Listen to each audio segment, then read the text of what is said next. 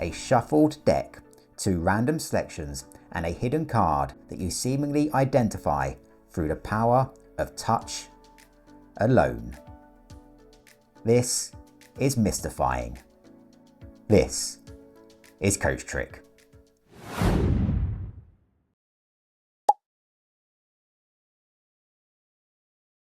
Welcome back to another amazing tutorial. Today's effect will have your spectators believing that you really do have the magic touch, and to top it off, this trick is a breeze to perform. It's entirely self-working, can be performed with a shuffled deck, and requires absolutely no setup. As ever, join us to the end as we explore how learning magic can be a powerful tool for personal enrichment and growth. Okay, prepare to amaze. Grab a deck and let's go. Okay, so as ever, let's kickstart by taking a look at the effect itself. This is going to be a demonstration of your remarkable ability to identify cards through touch alone. And we're going to start with a shuffled deck, so just take the cards and hand them to a spectator. They can shuffle those as much as they like. They really are mixed. And just to prove that, you can take the deck and just spread the cards on the table like so, and the spectator can see that just there. With that done, we just want to reduce the number of cards a little, and this is just going to help us focus a little bit. So you're just going to ask the spectator to cut the deck into approximately 2 wherever they like. Let's say they cut the deck just here. And you're now going to ask them to point to one of the halves. It's a totally free choice. Let's say they point to this half just here. We can keep these cards and we can just place the others aside over here. Now we can just take this half, and looking at the cards, we probably just want to reduce the number a little bit more. So once again, just ask the spectator to give the pack a cut into approximately 2. Let's say they cut the cards just there.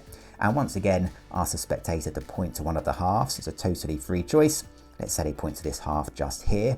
We can take these cards and place them together with the cards on the side, which leaves us with this pack just here.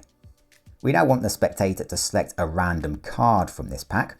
So just ask the spectator to select any card. It's a totally free choice. Let's say they go for this card just here. Ask the spectator to take a look at that. So here we can see it's the 9 of diamonds.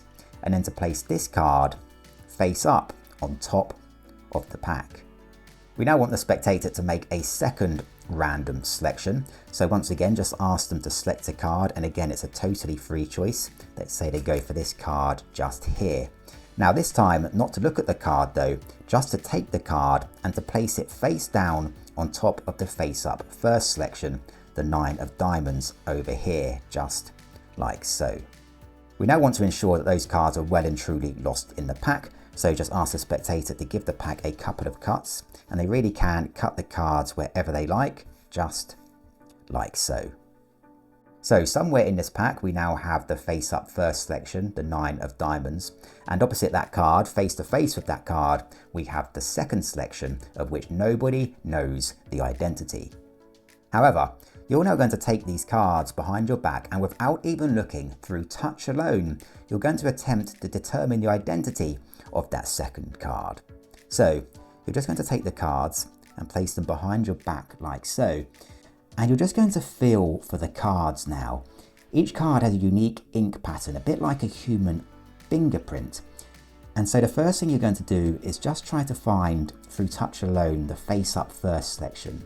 So the 9 of diamonds in this instance. Okay, just there I think. And once you've got that, you're then going to attempt to feel for the identity of the second selection. Okay, interesting. I think I might have it. And once you think you've got it, you can then just bring the cards back out to the front. At this point, let's just quickly recap what's happened. From a shuffled and cut deck, the spectator selected a random card which was placed face up on the pack, in this instance the 9 of diamonds. The spectator then made a second random selection which was placed face to face opposite the first selection, and those cards were then lost in the pack. There is absolutely no way that anybody could know the identity of that second card. However, behind your back, through the power of touch, you believe that you may well have determined it. So you can now take the pack and spread the cards on the table.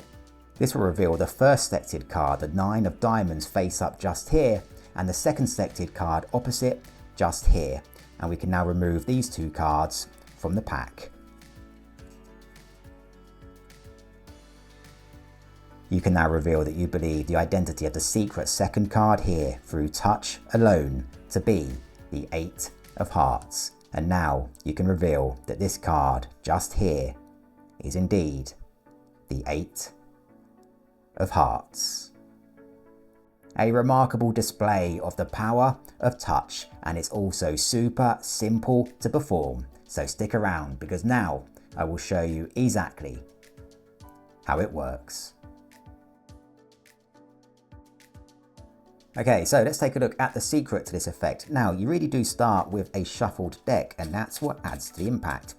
Now, to prove the cards really are mixed, you're going to take the deck and just spread the cards face up on the table. Now, as you display the cards, you're secretly just going to note the value of the top card here. So here we can see the 7 of Spades. Do this secretly, but just remember this card, because this card is going to be the identity of our secret second selection. So in this instance, the 7 of Spades. So gather up the deck with our top card noted just here. Now ask the spectator to cut the deck into approximately 2, saying that we don't need all of the cards for this effect, so they'll cut the deck like so. You're now going to ask the spectator to point to one of the halves, and here we're going to use the Magician's Choice to make sure that we keep the half with our noted top half here. So if they point to this half, say great, that's the half we'll keep, and you'll remove the other half. If they point to this half, say great, we can remove these cards, leaving us with this half just here. You're now going to ask the spectator to cut this pack again into approximately 2, saying we only need about 1/4 of the cards for this effect, so they'll cut the pack like so. And once again, you're going to ask them to point to a pack, and once again, you're going to use the Magician's Choice to make sure that we keep the pack with our noted top card here. From this pack, we now want the spectator to select a card. It's a totally free choice. Let's say they select this card just here. Have the spectator take a look at the card. So here we can see it's the Queen of Clubs, and place this card face up on the pack. Have the spectator now select a second card from the pack. Again, it's a totally free choice, just like so. This time though, make sure they don't look at the card, but just take this card and place it face down on top of the first selected card, so the Queen of Clubs over here. Now have the spectator give the pack a couple of cuts in order to lose those cards.